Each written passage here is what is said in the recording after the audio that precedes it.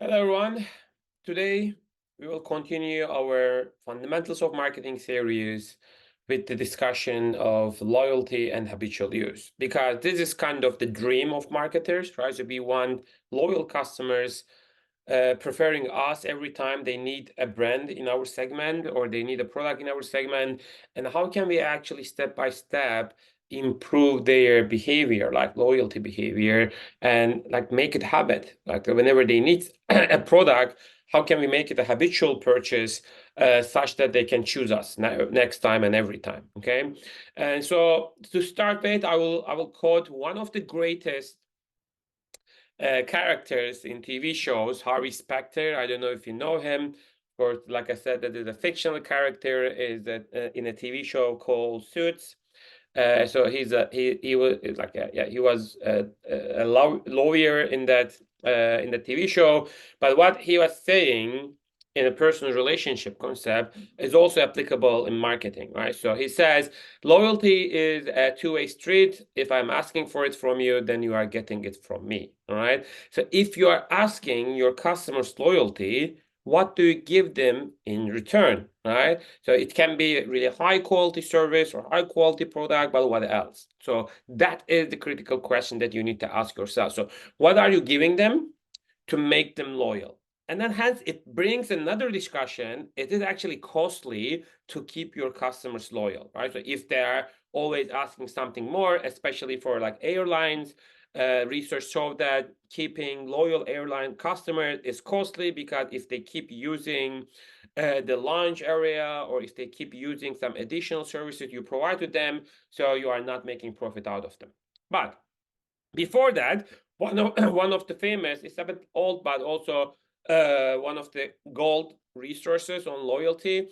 Frederick Reichheld, Reichheld wrote this book in 1996, and he highlights advantages of focusing on customer retention over acquisition, because we know that getting new customers acquisition is costly in general, right? So you need to spend on advertising and convince them and everything. But in the long term, he says, getting like the loyal customers is really important because long-term customers do not incur acquisition costs, unlike new customers. That's just kind of trivial. They tend to purchase more products or services because they already like your product, and they show greater tolerance to price hikes. If you increase your price, they kind of made that commitment already. They don't want to switch. They don't want to look for other alternatives in general. All right. And they often refer new customers. They cost less to manage. Not exactly, like I said, in some industries, it's not exactly true, but this is just a generalization. And they have longer relationship with the business. That's what he says, right? So Reichheld in his books. Yeah, but in general, yes, it's good, really good to have a retention because in 1% increase in retention is also based on the research, it can affect your overall the company value by like showing an increase in around 3 or 4%, right? So 1% increase in retention will increase your company value around 3 or 4%. That is huge, right? So that is actually more important than profitability in terms of company performance. Hence, we want to work on this, like we want to work on our customers because those steps, like the customers when they are suspect or prospect, so those are before they are our paid customers. They are prospects, right? And that section is actually around customer acquisition. But when they become our customers, you need to work on them, give them additional values, provide them really high quality after sales services, and also customer services whenever they need you to make you your advocate, right? If they start talking about your brand to their families and friends, that is the pinnacle of your marketing career, right? So because you don't need to work on them anymore, because you have your customers, they are paying you to get your product, but they are also talking about you or talk about your brand and product to your dear friends and family. So that is the greatest step. But the loyalty ladder concept is important because you cannot easily take one of the customer and then make them advocate or partner in a day, right? So you need to work on them, and this is part of total quality management. Yes, sales and marketing are important, but your product should be high quality and your product should also address what they need. Because sometimes you might think that your customers are loyal, but not exactly. Maybe they don't have enough choices. Maybe they are buying from your product or service because this is the most convenient option. So that's why we have several loyalty types.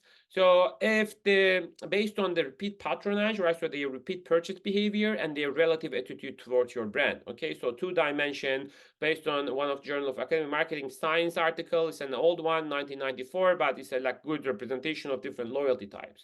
So if your customers' relative attitude towards your brand is high, okay, but and also they are buying from you like very frequently, and it's called true loyalty. So that is the real loyalty that we are talking about.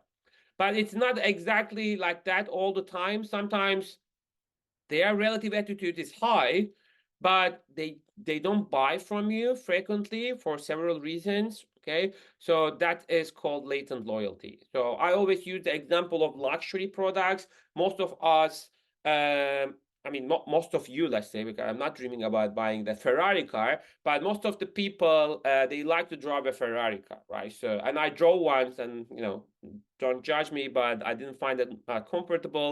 But there are like a lot of enthusiasts for this high performance cars. But yeah, so if you really like to buy a Ferrari car, but you don't have money, you cannot afford it, but your relative attitude is really high, then it's called latent loyalty, right? And if your relative attitude is low, that's an interesting one, but you are buying frequently. So you might ask why. So if you don't like the brand, why are you buying from them? Because it is the closest one to my house, to my office. So I always, go and buy coffee from the coffee shop at Best Business School in our school. It is downstairs. Not that I love that coffee shop's coffee, but because it is the most convenient part. And so that's why my relative attitude is not great. So I mean, it's a good coffee to be honest, but I'm not dying for them. But I'm buying a lot. So that's called spurious loyalty. Okay. And if their relative attitude is low and they don't buy from you more like regularly, and then it's called there is no loyalty at all. Okay. So how can you work on those different loyalties? Because you want this loyalty option. One thing is you see that there are a lot of like latent loyalty behavior around there. Maybe you can diversify your product portfolio and then try to reach other brands. But for luxury segment, it might not be a really good idea. So we will come to that in other slides that we can discuss in other videos. We can discuss about different strategies for luxury brands as well. What else?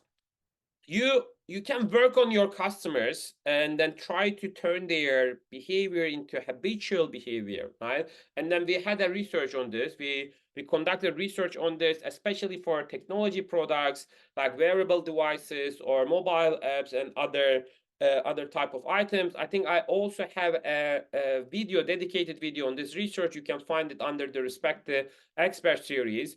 So what we basically found that if you use gamification options, if you also give some instructing to your customers like how to use it or what they need to do, and also give them like sharing options and then track their behavior and then also share their behavior with them in a good visual manners, then you can increase their habitual use, especially for mobile apps and then technological devices. All right.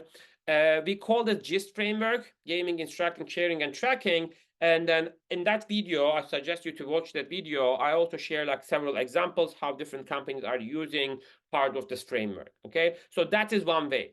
But you should also keep in your mind age and gender matters. Okay, so it is not easy to generalize all of your customers. What we found here based on age, and you can see here, so we clustered our target segment into 3 age group: young, middle, and old group, and then we observe how different factors like gaming, instructing, sharing, and tracking have a different impact on different age groups. Okay, and same goes for genders as well. For example, sharing is more important for female segment based on our research.